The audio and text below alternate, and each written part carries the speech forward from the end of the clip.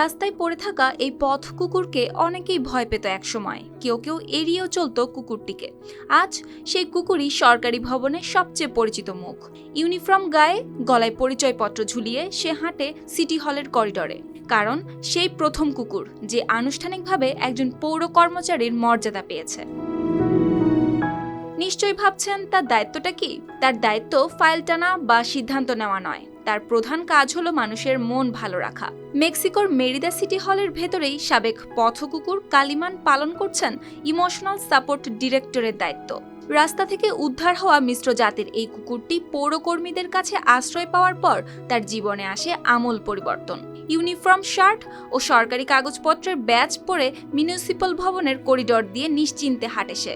কখনো অফিসের দরজায় আঁচড় কেটে ঢোকার ইঙ্গিত দেয়, কখনো ভেতরে ঢুকে কর্মীদের পাশে বসে পড়ে, আবার কখনো করিডোরে শুয়ে বিশ্রাম নেয়। তার উপস্থিতিতেই বদলে যায় অফিসের পরিবেশ।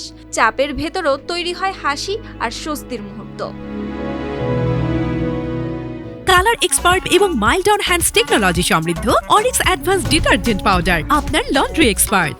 মেরিদা সিটি কাউন্সিলের কর্মী হুয়ান সোসা বলেন, কালিমানকে ইমোশনাল সাপোর্ট ডিরেক্টর নাম দেওয়ার পেছনেও রয়েছে একটি কারণ।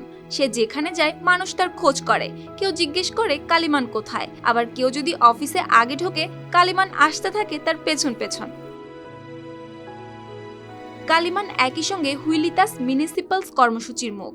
এই কর্মসূচির আওতায় 4টি কুকুর ও বিড়াল সিটি কাউন্সিলের বিভিন্ন দপ্তরে কাজ করছে তার সাথে।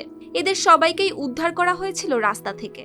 এদিকে কর্তৃপক্ষ বলছে, ভবঘুরে কুকুরের উপস্থিতি ক্রমেই গুরুতর হয়ে উঠছে এখানে। 2024 সালে শহরটিতে আনুমানিক 4800 কুকুর বসবাস করছিল রাস্তায়। পরে হুইলিতাস মিউনিসিপ্যালসের উদ্যোগ শুধু প্রাণী কল্যাণ নয়, বরং মানসিক স্বাস্থ্য ও কর্মপরিবেশ উন্নত করতেও কার্যকর ভূমিকা রেখেছে।